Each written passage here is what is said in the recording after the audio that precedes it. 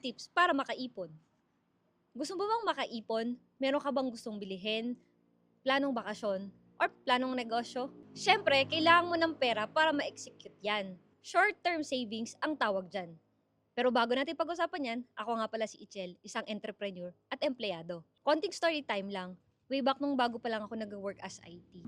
Especially noong mga panahon na usong-uso ang piso fare. May mga panahon na this month nasa Boracay, sa susunod na month nasa Cebu, sa susunod na month nasa Palawan naman. Sobrang masarap naman talaga mag-travel at iba talaga ang happiness na naibibigay nito. Hindi naman ako nagsisisi. Pero habang tumatagal, na-realize ko, nauubos pala yung savings ko at saka yung pera ko. Nagkakaroon din minsan ng times na kailangan ko pang gumamit ng credit card para sa groceries ko. Doon ko na-realize na hindi pala siya sustainable. Kaya ang ginawa ko, yung mga susunod kong bakasyon, nag-iipon na talaga ako para hindi maapektuhan ang daily life ko after travel and also may responsibility sa bahay, especially yung mga bills. At ito ang mga tips na palagay ko nakatulong sa akin para makapag-save at posibleng makatulong din sa'yo. Una, lagyan mo ng dahilan ang iyong pag-iipon. Kailangan matatermine mo yung why, kung para saan ba talaga ang pag-iipon mo.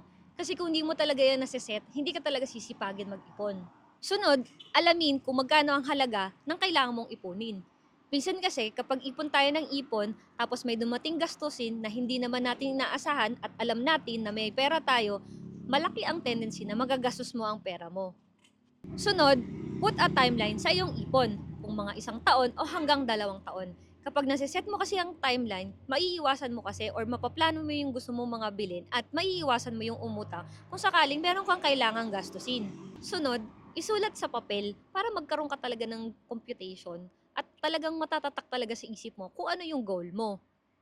For example, 100,000, kailangan mo siyang ipunin ng 12 months.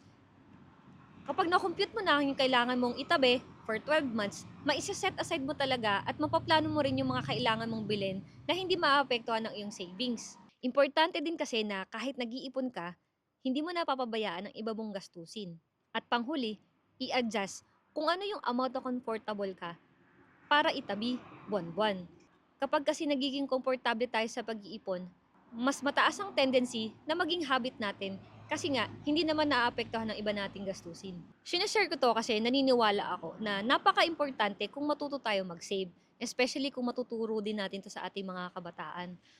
Kailangan nating matuto at masanay mag-ipon kasi naniniwala ako na ang kadalasang kadahilanan ng kahirapan ay ang pagkabaon sa utang. Sama-sama natin pag-aangin ang ating mga buhay, matuto tayo mag-ipon at kung posible, ituro natin at i-share nito kung paano natin to ginagawa. If you are interested in this type of content, like, share and follow mo lang ako para makikita mo pa yung future post ko. Ako nga pala ulit si Ichel at nagsasabi na kung gusto mo ng pagbabago, simulan mo sa sarili mo. Kung hindi ngayon, kailan pa? Bawalang tamad!